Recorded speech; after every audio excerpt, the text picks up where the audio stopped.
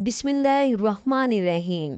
हिजरत के छठे साल हजूर अकरम सल्लल्लाहु अलैहि वसल्लम ने दुनिया भर के बड़े बड़े बादशाहों के नाम खतूत इरसाल फरमाए। उसमें कहा गया कि इस्लाम ले आओ, सलामती में रहोगे और दोहरे अजर के मुस्तहिक करार दिए जाओगे, वरना दूसरी सूरत में तुम्हारी कौम के इस्लाम कबूल ना करने का गुनाह तुम्हारे ऊपर भी होगा।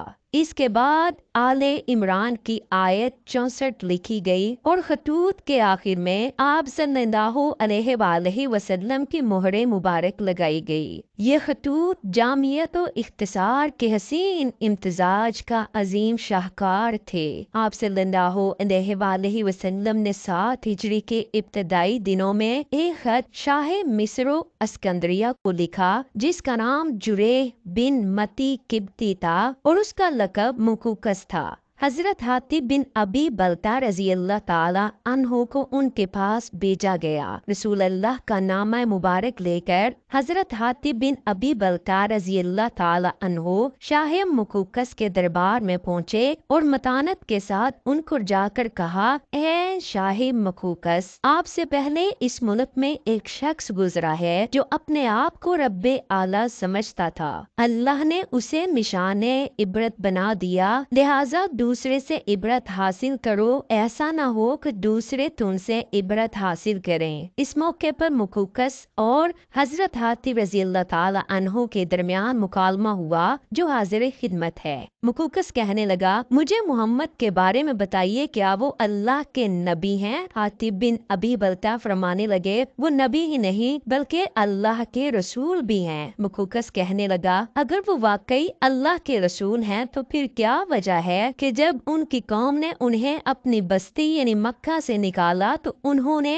उसके लिए अल्लाह के अजाब की बद्दुआ क्यों नहीं की? हातिब बिन अबी बलता फरमाने लगे, क्या आप हजरत ईसा अलैहिस्सलाम को अल्लाह का रसूल नहीं मानते? मुकुकस कहने लगा, मानते हैं। हातिब बिन अबी बलता फरमाने लगे, तो फिर आप ही बताइए, जब उनको कौम ने उन्हें चारों तरफ से घेर लिया और उन्हें सूली देने का इरादा किया और फिर अल्लाह उन्हें आसमान पर उठा कर ले गया, तो उन्होंने इस बात की दुआ क्यों नहीं की कि उनका रब बनी इसराइल को हलाक कर दे? शाह मुकुकस कहने लगा, आप एक हकीम अक्लमंद आदमी हैं और एक हकीम दाना आदमी की तरफ से आए हैं। मैं मोहम्मद सल्लल्लाहु अलैहि वसल्लम के लिए ये तोहफे आपके साथ बेचता हूँ और ये निगहबान मबूर नाम था जो आपके इलाके तक आपकी निगहबानी करेंगे। उसके बाद रसूल अल्लाह के नाम एक खत का जवाब लिखा जो इस तरह था, मोहम्मद बिन अब्दुल्ला के हजूर मिन जानिब मुकुकस अजीमुल क़िब्त। अम्मा बाद, मैंने आपका ग्रामी नामा पढ़ा और जो कुछ इसमें तहरीर था और जिसकी आपने दावत दी मैंने उसे समझ लिया है। मैं जानता हूँ कि एक नबी आने वाला था, लेकिन मेरा ख्याल है कि उसका ज़हूर मुल्क शाम से होगा। बहरहाल मैंने आपके कासिद की इज्जत की है। मैं आपकी तरफ 2 कनीजें मारिया और सीरीन को बेचता हूँ जो किप्त में अजीमुल मर्तबत हैं और कुछ लिबासो तहाइफ भी पेशे खिदमत करता हूँ और खच्चर भी आपकी सवारी के लिए रवाना कर रहा हूँ। आप पर सलामती हो। खत के हमरा चंद तहाइफ भी आप सल्लल्लाहु अलैहि वसल्लम की खिदमत में भेजे गए, जिनमें 2 कनीजें मारिया किप्तिया और उनकी बहन सीरीन भी थीं। इसके अलावा एक ऊंट, एक सफेद रंग का खच्चर, एक नेजा, कीमती लिबास, कीमती खुलत और 1000 मिस्काल सोना शामिल था। बाज़ रवायात में ये भी मिलता है कि शाह मकुकस ने एक मुआलिज भी साथ भेजा, जिसे रसूल अल्लाह ने ये कहकर वापस भेज दिया कि हम लोग सख्त भूख के वक्त खाना खाते हैं और अभी भूख बाकी होती है, हम खाने से हाथ उठा लेते हैं। हजरत हातिब रजी अल्लाह ताला अन्हो की कोशिश थी कि वो अपने आका मौला सल्लल्लाहु अलैहि वसल्लम की अमानतें जल्द से जल्द हाजिर खिदमत होकर पहुंचा दें, लेकिन खवातीन की हमराही की वजह से वो उस बर्क रफ्तारी से चल नहीं सकते थे। ये मुख्तलिफ सा काफिला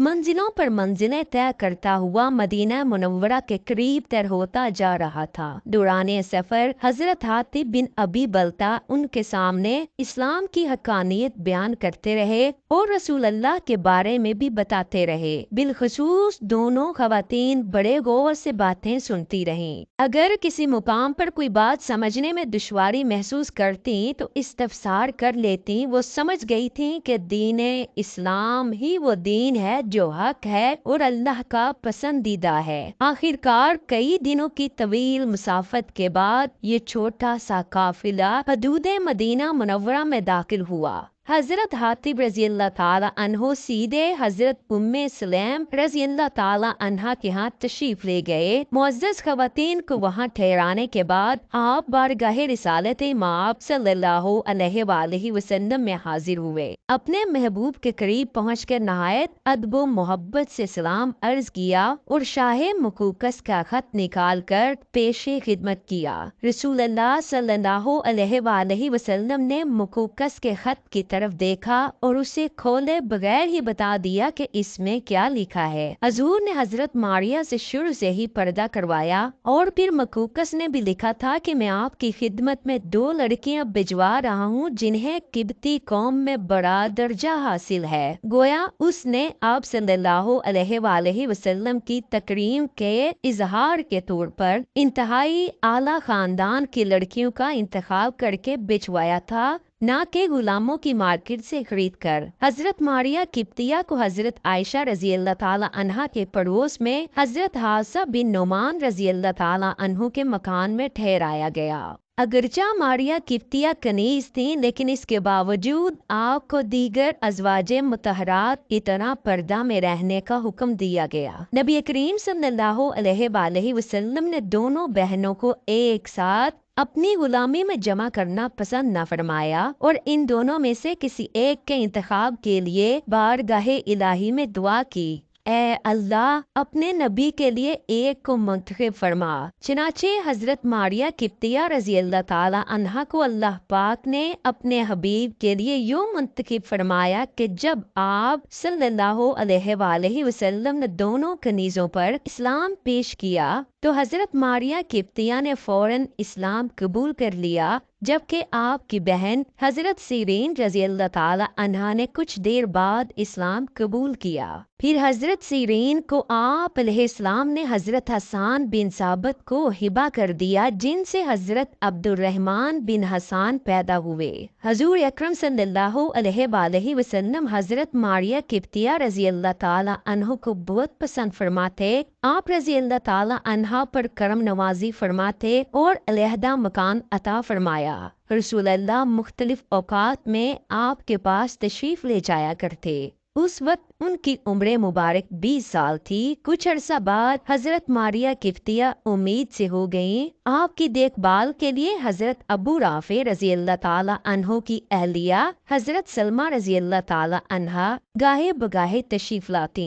حضرت ماریہ رضی اللہ تعالی عنہا ایک بچے کی ماں بن گئیں اور ذی الحجہ 8 ہجری میں انہی سے شہزادہ رسول حضرت سیدنا ابراہیم رضی اللہ تعالی عنہ کی ولادت ہوئی۔ لوندی جب بچے کی ماں بنے تو اسے ام ولد کہتے ہیں۔ حضرت سلمہ رضی اللہ تعالی عنہا نے اپنے خامند کو بچے کی خوشخبری دینے کے لیے رسول اللہ کے پاس بھیجا۔ جبرائیل علیہ السلام آپ صلی اللہ علیہ وآلہ وسلم کو پہلے ہی خوشخبری دے چکے تھے۔ جب حضرت ابو رافع بارگاہ نبوت میں حاضر ہوئے تو رسول اللہ نے ارشاد فرمایا، بیٹے کی ولادت کی خبر دینے آئے ہو؟ جی ہاں یا رسول اللہ، اللہ نے آپ کو چاند سا بیٹا عطا فرمایا ہے۔ رسول کریم بہت خوش ہوئے اور ابراہیم نام رکھا۔ حضرت ماریہ قبطیہ کے ہاں بچے کی پیدائش کی خبر آنے واحد میں مدینہ منورہ کے گلی کوچوں میں پھیل گئی اور جب تمام ازواج مطہرات کو پتہ چلا تو ان کے اندر جذبہ رشک نے جگہ بنا لی۔ وہ جانتی تھی کہ اب حضرت ماریہ قبطیہ کی قدر و منزلت ان کے آقا و مولا حضرت محمد صلی اللہ